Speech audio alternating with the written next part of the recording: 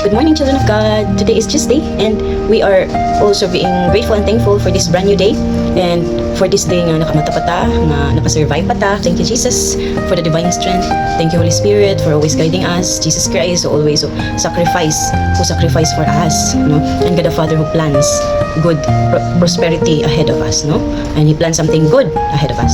So, ang ato lang yung may kabalo sa atong Ginoo is to obey His command, no? And to be closer to our God, and not just to obey His command. Ila lang ang gusto rin sa Holy Trinity, one God, is that dili magpakasala ang humanity, no? So dili ta magpagamit sa kaaway, magpagamit ta instead sa Ginoo. So let's receive Jesus for today.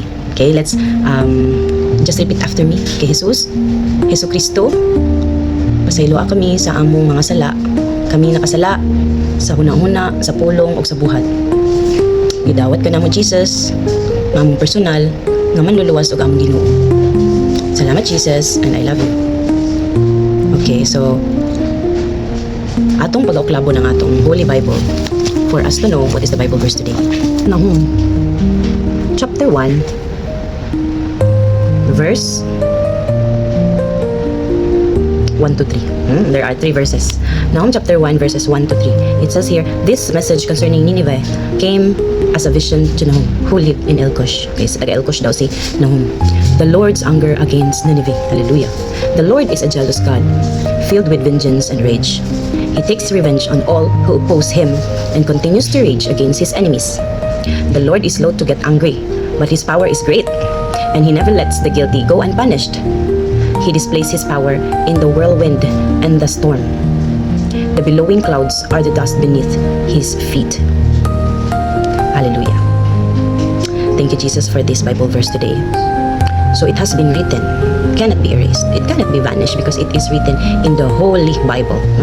That the Lord is a jealous God. Parehara na siya sa tua, kay liwat man ta sa Ginoo, no?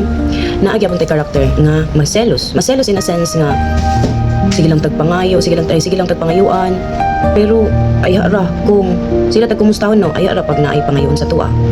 Sila tagpangayuan, pero pag human naghatag, dili na tapansin nun, no? It's just like God. Nagsige siya hatag sa ato grasya, pero dili grateful ang uban. Pero dili ka balo magpasalamat ang uban. O dili ka balo mobalik sa iyang dungog ug himaya sa Ginoo. Pinaagi sa mga grasya nga gihatag sa Ginoo ana nga tao, no? So naapod diri gibuta nga the Lord is slow to get angry. Hallelujah. But His power is great. Kabantay kag superhero, na-idolize na nimo si Spider-Man, Batman. Wala ra na sila nakatiting kan Jesus sa Ginoo. Wala na sila nakatiting. Now imagine the time when Jesus has been crucified. He has been crucified. Kulang na lang mukuman siya sa mga angels nga descend here on earth to save me. Pero wala siya nanawag sa mga angels. Pag yung giakutan na itong sala. Nasuko na ang mga angel, nag-ready na silang sword. Kay gamay nga command ni Jesus, mabungkag ang kalibutan, wala ni kalibutan. Grabe kayo mo love si Jesus, no? Darling in heaven na siya. Myriads of angels, myriads of guardian angels, meaning countless of guardian angels nagulat sa command ni Jesus. Kung lang wala pa to kuan si Jesus kanang bunog, bunal-bunalan, wala pa to siya gilansang sa krus, nanawag na siya sa mga angels sa langit. No. Ambot asa padulong tong mga tao na nagbiay-biay kan Jesus. No? Imagine, Jesus is the darling in heaven, pero pag naog niya giunsa ra siya. No? Darling in heaven, nagpaka-humble, dito ra siya sa pasungan ng anak, whereas kita nag-wish daw ang hospital mo mga anak, sa hospital, sa pinaka-comfortabling place, no? It doesn't mean nga maawat na kan Jesus, no? But it's a big reminder for us not to think like we are so rich in the world, like anong kuan ba, mapakataas. Because anyone who humbles himself will be raised by God, and anyone who is boastful enough ng mga hambugira, taas og panlantaw sa ilang pagalingon, ipaubos gyud kanunay sa Ginoo. So, be humble.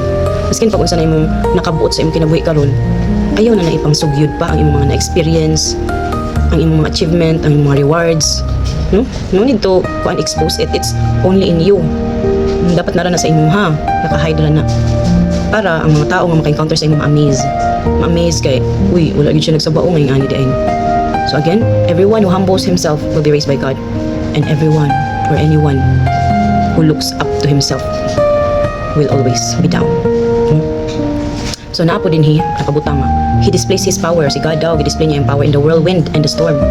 So every time di ay maglinog, mga kalamidad, magbaha, kay tungod sa kakusog sa ulan, may mga tornado, may mga hangin nga makapa-erase sa isa ka land, makapa-erase sa mga balay-balay nga gitukod ang mga land, no? Makapahawa, makapakaninaan ang mga wind. So if ever inana di ay ang mahitabo nun yung mga calamity, it means wala nalipay ang Ginoo sa binuhatan sa mga tao.